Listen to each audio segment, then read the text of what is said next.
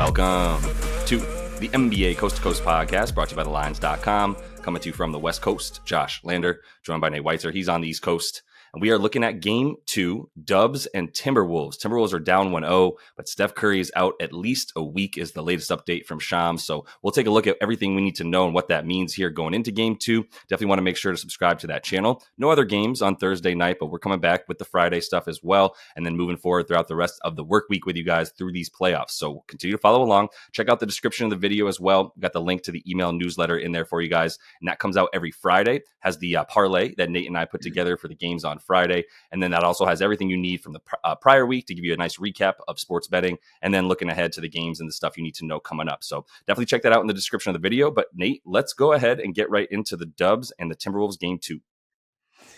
Yeah, I think Wolves to kind of take care of business here. And I think the best way to bet that is just Wolves win both halves is plus money, plus 125. Certainly better than the halftime, full-time market at minus 300. And a little better than the wire-to-wire market at minus 102. And I guess the reason they're hanging a better number is because Houston so frequently got up on this Warriors team, collapsed in the second half last round.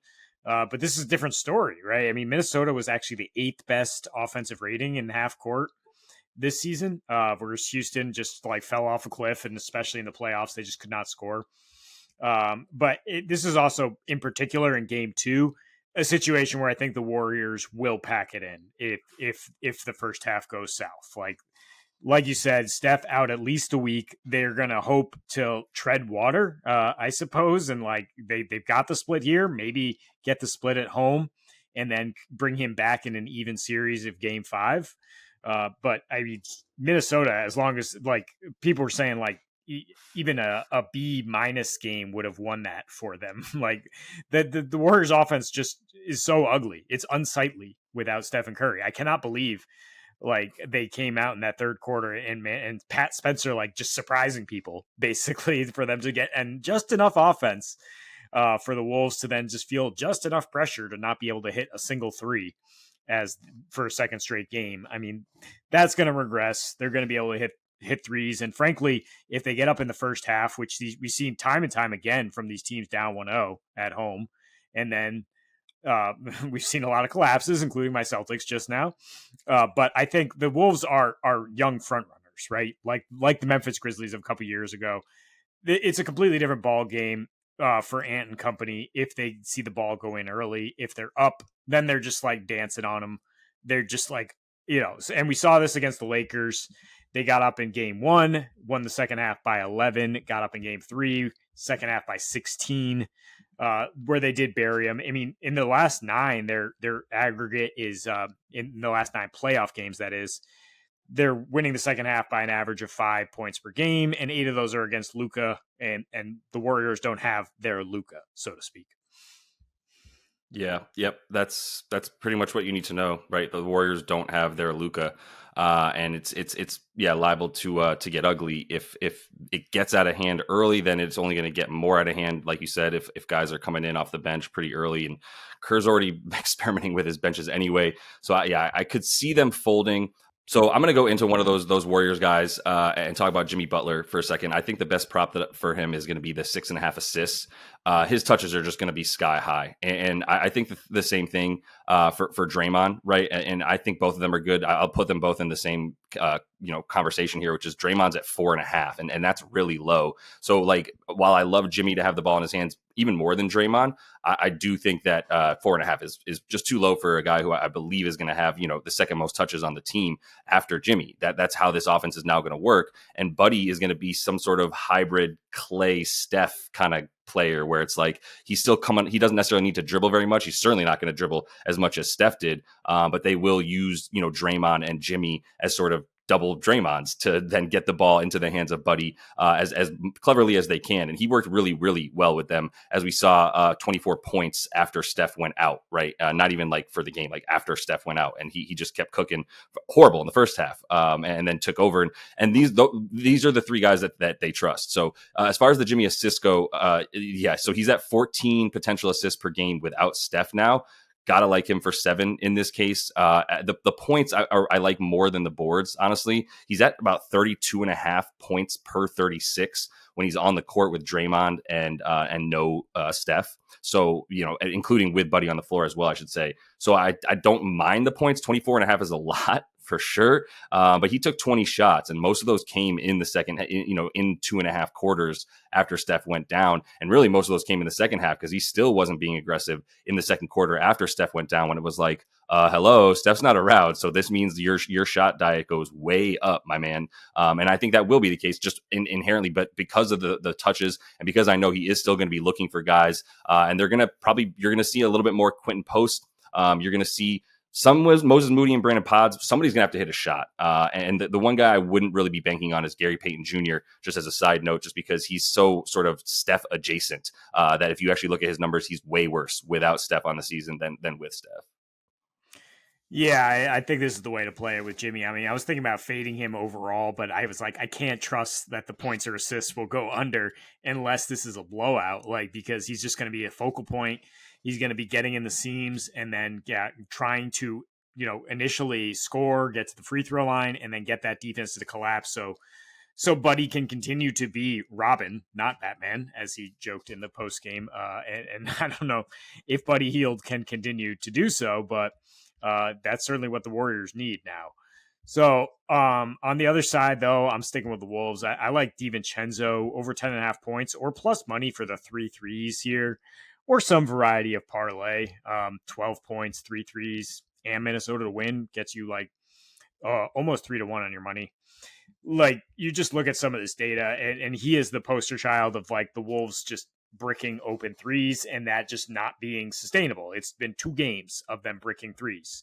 And he's 27% on these wide open threes, a team high 4 of them in the last 4 games. In fact, he's shooting 19% overall from 3 in the last 4, but Finch is still sticking with him for 31 minutes per game at the expense of Conley, who's playing 24.5. In the regular season, DiVincenzo also got 4.2 wide open, most on the team, and he hit 43% of those. He hit 44% at home. He hit 50% at home after the All-Star break when this offense was clicking. He's a guy who we saw in the playoffs last year hitting 7 to 9 threes a game on extreme volume.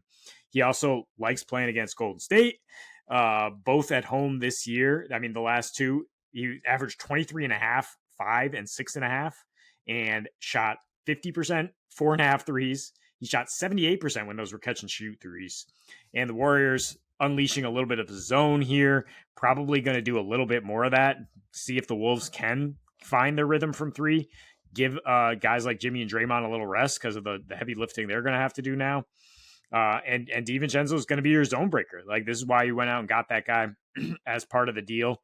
When you lose Cat, is because you're going to need a consistent 3-point threat here. Yeah, for sure. I think when you're looking at who's going to play better in this game, there's nobody that you would start with before this guy, right? This would be the first name of this would be the guy that has nowhere to go but up. And it's a lot of shot making, but also decision making going to the rim, and the decision to pass on certain shots because he definitely lost some confidence. But I don't think that'll be the case in this one. I do think they're going to come out firing. And if the Dubs can't take that first punch, they're going to be in trouble. I think he'll be a big part of that, including in the first quarter. And the threes are at a great price for him. So let me go to Buddy, though, and just say 15.5 is still good for me. Again, I might be playing some of this stuff at slightly reduced units because of the possibility of the blowout, which scares you. Of course, I also added the Boston money line to some plays on game 2 again, and lost because of that. So just anything's possible, as KG told us. But for Buddy, 15.5, I really only need him to play about 28 minutes for this number right here. He's when he's on court without Steph this season, he's at 22 points per 36. And I do think his minutes are beyond safe. It's not just the offense that he brings without Steph. It's been his defense this year is way better. I don't think I've said that at all, and I should have at some point if I'm talking about him, because he is not someone that you have to take off the court if he's not making shots because he hurts you that way. He's also done way less stupid things this season than I've seen in a long time, a la JaVale McGee coming to the Dubs and turning around the sort of at Shaqtin' a Fool, narrative that we all had about him. I think Buddy has done a very similar thing here, and now he's actually super trustworthy, has been at key moments in the season without Steph. When he's played without Steph and had at least 30 minutes or not even 30, when he's played without Steph and had at least 26 minutes this season, he's over in 5 of 6, averaging 23 points per game. And I have to imagine his shots stay close to 20, if not higher, because they like Draymond and Drit and Jimmy will be doing what they can to get him open. Pods will be an outlet as well. I just don't trust any of those guys. It's kind of like how we talked about Caruso tonight, or for the game that's going on right now, where it's like we know who we think the coach trusts, and as a result, we also trust because they're not too scared of the moment. So that's where I'm going with Buddy, is that being that guy for the Dubs. Yeah, I mean, like we said with Jimmy, he's going to have to be the outlet. He's going to have to be that secondary scorer because Draymond Green is not going to average 17 a game. That's part of my cap here, which is looking at the Wolves to close this out in 6 or less is plus 155 at this point. I mean, I don't want to hope that because Steph Curry's like my favorite player in the world, but like I don't think Steph's going to come back and be 100% by game 5. Like that's a grade 1 or 2 hamstring that takes like 1 or 2 or 3 weeks to get back to full speed, and like they needed him at absolute full bore to beat this Wolves defense. And without him, they're 7-5 this year, 8 fewer points per game. You look at the last 9 regular season, they're 4-5, only averaging 103. And I mean, Buddy, as much as like I trust your pick because he's going to get volume, he's 14 for 19 from 3 in these last 2 games. Like that's not sustainable. Like I said, Draymond Green, 17 points per game, mostly by like surprising defenses. Like, oh, he's actually going to look to score. Like now you're expecting Draymond to be like your third option on offense. Like that's just not going to go well against a really good interior defense. Jimmy's still not 100% entirely, and the Wolves are, they're not a super serious outfit. Like we said, I mean, we had this properly capped going into game 1. It's just like they're going to be a little bit shocked that like the Warriors are actually a much harder trying outfit than the Lakers. And they by the time they like woke up, it was too late. And now they have a full game to stew on it. We talk about like, oh, it's easier for a team like the Warriors when they know somebody's going to be out to game plan. Well, it's also easier for the other team to be like, there's no Steph Curry. Like we don't have to overreact to anything. We just like sit down, we identify the shooters, and then on the other end, like we just don't panic when we miss some threes. I mean, these Wolves have been really good on the road. So if you think they even it here, can they get both in Golden State? Sure. They're 8-3 in their last 11 road playoff games, 119 offensive rating, and not even very good 3-point shooting to do it, just 34%.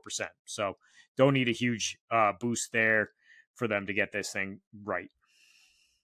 Yeah, I think they'll be a lot more ready. But the other thing is, I don't think that like first of all, without Steph, yes, I don't think that that this series is going to last very long. Past 6 games is really what you're getting at here. So, there's ways to play this still to get this, and the plus 155 is a good way, I think, right, to bank on them winning this series overall if Steph is legit out for 2 weeks. Now, it's a hamstring. I can't think of an injury that I know what to do with less, right? Like that is the one where it's just like, look, he could not only like maybe come back in a week or 2 or 3, like you said, he could also come back, kind of tweak it, be out for a game, feel good for a game 2 days later. I just don't know how much time he's going to have. That's how fickle this thing is, and it's just a bad look. So, yeah, I don't give them much of a shot without him because of the offense. I think this series overall is about to go, like it's 187 in game 1. I think it's in the 94 pace.